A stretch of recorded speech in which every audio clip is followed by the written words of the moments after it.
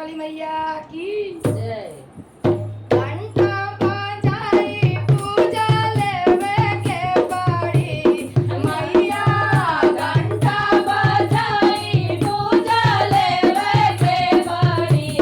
माई जावन जावन मानव तोहके देवे के पड़ी माई जावन जावन मांगब तोहके देवे के पड़ी। माई जावन जावन